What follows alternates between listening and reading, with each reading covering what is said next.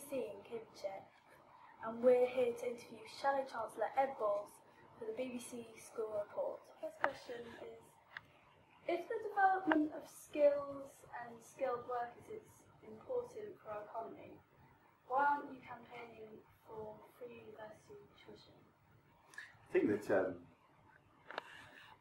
it's really important to expand the number of people going to university. And going to university is a good way to get the skills which can get you a good job and earn more in the future. But there's also lots of people who don't go to university, and even if we see a continuation of more people going, more and more, it's still probably going to be the case that half people do, half people don't. And given that the ones who do go to university end up earning more on average in their careers, probably sensible to say if you want to expand the number of places and people who go will earn more, it's not clear why the people who don't go should actually pay the cost of that through their taxes. So I think there's a case for saying, and we said this when we were in government, that that it's a good thing for people to go to university to make a contribution, to have a tuition fee, but it's really important that it's not too high and that it doesn't put people off from going to university. And the big change we've seen in the last couple of years is a big rise in the fee, up to close to £9,000, which is over 3 years, a big amount of money. So I think there's a debate to be had now about whether the current government has gone too far and put the fee up too much, and whether that become a deterrence to people going to university. But I think if you go to university and you then for the next 40 years earn more than the average person, I think it's probably reasonable to say you should make a contribution to the cost of that university. Yeah, you said earlier that you think it's right to get a balance between too high and too low. Where do you think that balance lies? On fees? Yes. Yeah. That is too difficult a question for me to answer today, because in opposition we have to think hard about how we could afford to pay for a lower fee, because that would mean that do we ask the taxpayer to pay more? What we've said in the last couple of years is that the government should not go ahead with the cut in the corporation tax, which it's put in place particularly for the banking industry. That would raise some billions of pounds, and they could use that money to not put the fee up to £9,000. You could get the fee to close to £6,000 rather than £9,000. That would be lower, but £6,000 is still quite high. What we haven't, as an opposition, yet worked out what we actually think we'll be able to propose at the next general election. That's for our manifesto. But so, as I said, it's one of those really good questions I can't give you an answer to today, but we're worried 9,000 too high, and we've already talked about that, cut down to 6,000. There's a bigger question, which is a fee and a loan the best way to do it? Because some countries have a graduate tax as well, where you go for free and you don't pay any fees and you don't get a loan, but then you pay a slightly higher tax once you pass a university course. And that's something that me and Ed Miliband, who's the leader of our party, we said we should look at that also. So what are your biggest concerns about the education system today? I think I was the education secretary for over 3 years before Michael Gove took over, and he's been there for a couple of years now. I think I have two big concerns. One is about qualifications in the curriculum. He said that you could only get the EBacc if you pass maths, English, science, and modern language history. I think that's right. And he said that is what should count as success for a school. What that means is that there are some young people who can do really well in life and go on to have really good careers, but for whatever reason, for them, learning a modern language is not going to work. And I would rather more people were doing modern languages. But making people learning a modern language when it's not the right for them, I'm not sure that's very sensible. The EBacc says if you don't do a modern language, you can't pass. On the other hand, there are subjects like design technology, drama, dance, sports science, which when I've spoken to head teachers in the past, have always said those subjects are really important.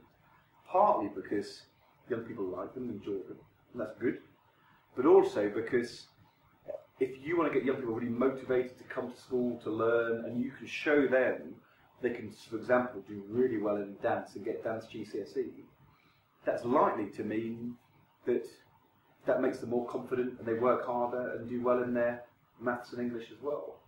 And if you say that those other subjects which are outside the EBAC are second class, not as good, less important, if you essentially say those more vocational things are not what we really value, my fear is that there are lots of young people who do well at school who will do less well, and that probably means do less well in their maths and English as well. So I think it's a really narrow view of success. And in the 1950s, we used to think that that narrow academic view of education made sense. I think in the 21st century, that's not going to work for some young people, but they can still do really well. And that broader curriculum, I think, is more sensible. Second thing Michael Gove has done is completely kind of caused chaos in schools around funding and trying to get lots and lots of schools to become academies very quickly. And I was a big fan of academies, but we focused academies on schools who really needed extra help, with more resource and external help to get them doing well. I think at the moment what he's done is very chaotic and all over the place. And when I talk to head teachers, they don't really know now what kind of school they'll be in 2 years' time, what they're trying to achieve. It's all a bit up in the air and chaotic. And Michael Gove clearly thinks that chaos is a good thing, but I think that probably in learning it may not be so sensible. Yeah. You mentioned for the English Baccalaureate, what are your views on the upcoming changes of GCSEs? Well, the one thing that he's already done is he said that the EBAC is how you measure what's good learning compared to less good learning. And I've said to you, I think that's really outdated and old-fashioned and will undermine chances for lots of young people. I think it's take us back to a sort of two-tier education system where the EBAC is good and everything else is second class. I think it's a bit outdated. The second thing he's done is he's announced, it's not started yet, and I think you guys in Year 9 will just miss it, is that, that you rip out modular learning, where you do exams through the course, and you do all of your exams at the end. So you do all of your exams at Year 11, all of your exams at Year 13 for A-levels. And that was how it was when I was at school, and your dad when he was at school. But you did all of your exams at the end. So you had like 2 or 3 weeks where 100% of your grade depended upon those exams. And for some people that works. To be honest, I quite like doing exams. But I think that what we've seen in the last 20 years is that for many young people, trying to build it all up so that you cram everything in at the end is a less good way of learning. And that schools say they can do a better job of teaching many pupils if they have a more, where you build up the learning and have exams along the way. So we had AS levels, which weren't there when I was in, where you do part of your A level at the end of Year 12. Michael Gove said, we don't want that anymore, get rid of it. And in the last few weeks, the head teachers have said, why do you want to do that? And the universities are saying, are you sure you want to do that? And it's sort of slightly the way things seem to go, that our education secretary makes decisions and announces them and then only consults with people afterwards. I'm not sure that's quite the right way around. I think it's better to talk to people first, and I think you'll find many head teachers and teachers are quite worried about that change in the structure of GCSEs and A-levels. What are your biggest likes and dislikes about your education when you were younger? My gosh, it's so long ago. That's the trouble.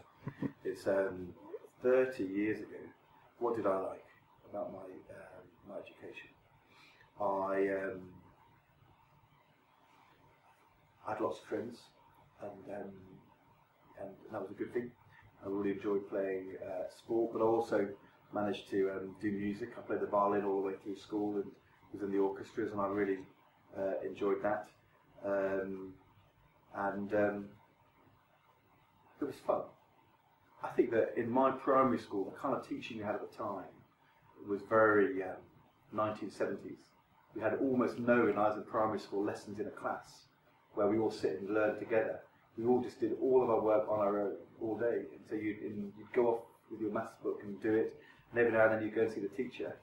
I'm not sure that was the best way to learn. Certainly, I think I quite enjoyed it, but I think some pupils, a bit more structure would have been a good thing.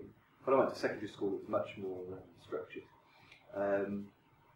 But the secondary school I went to was an all-boys school, and I wish I'd gone to a school which had boys and girls, because I think I probably would have enjoyed that more. And so that would be my one regret. We did have this thing though. There was a girls' school over the road, and when we were in year 9, every lunchtime we were allowed to go to a little piece of ground with a fence around it between the two schools, which was called the MTA, which was the mixed talking area. And boys from the boys' school and girls from the girls' school could go in the MTA and have mixed talking, while a teacher kept an eye on us. And at the time we thought that was really good, but I think in retrospect it sounds really, really silly, doesn't it? So I would rather have changed that, I think. Given that a triple-dip recession is almost inevitable, why do you think Labour haven't made greater inroads in the Conservative support? Well, triple-dip recession, I think it's probably not right to say it's almost inevitable. We've had, because a recession is normally 2 quarters where it's negative, and we had one set of 2 quarters, half a year, second set of 2 quarters last year, which means we had a double-dip recession. We've now had another quarter, so we're halfway to a triple-dip recession, but we need growth to be negative in this quarter as well, and I don't know how that's going to turn out, and I'm hopeful it won't be triple-dip, but we won't know until April. At the moment things are really tough in the economy, but I don't know if it's going to be negative again. I think we've been consistently ahead in the opinion polls by 5, 6, 7, 8, 9, 10 points, and on the economy, the government's come right down. We are neck and neck, slightly ahead. I think, to be honest, if you're the government or the party which was in power in the biggest financial crisis for 100 years, which we were, then it's not surprising if it takes you a bit of time for people to say, I really, really want Labour back on the economy. But the reason we're doing quite well is because people are saying, I'm really, really not sure I want David Cameron and George Osborne on the economy. So it's all to play for. All to play for. My dad is currently unemployed for the first time in his life. You're welcome. What do you feel the government should be doing to resolve both the unemployment rates and the recession? Well, the answer to that is, first of all, you've got to get the economy moving. You've got to get some growth back. You've got to get much more dynamism and job creation. And at the moment, we have lots of people have been forced to see their wages fall, take part-time work, but the fundamentals of the economy at the moment are still pretty stuck. And I think if you're somebody who's been in work at a skilled job for lots and lots of your career, and you're wanting to kind of carry on in a skilled job, that's going to depend upon whether businesses, whether it's manufacturing or banks or insurance or whatever in the media, saying we're feeling confident, we're going to expand, we're going to invest more, and we're going to bring in new people. And I think at the moment, businesses really sitting still. They're stuck. They're holding on to the labour they've got, but they're not moving forward. So you've got to get some confidence back. Second thing is you've got to make sure that groups who are vulnerable don't get sort of stuck in unemployment. That is particularly true for young people. If you come out of school at 18 and you have 1 or 2 years where you're not employed, so you've never had a job, being long-term unemployed when you're young is really, really bad. And that's why we've said you should have a absolute commitment that no young person will be able to work for more than a year. Will definitely guarantee will get you into work and get you into a job. And the third thing is that for people our age, you need to be able to sometimes to retrain, to take a different course, change your skills. You've got 20 years of experience, but you might need to do something differently. And I think it's important that government help people who are unemployed in their 40s and 50s, because the reality is if you're 50 these days, you could probably be expecting to work for another 20 years. that's no time to be unemployed or not working. But people need help to reskill and retrain and think of new ways of working. So it's about to get the economy moving, but also you need extra help for people to make those transitions. Thank you very much for taking some time. Marvellous. So, Thank you pleasure. very much. Thank you.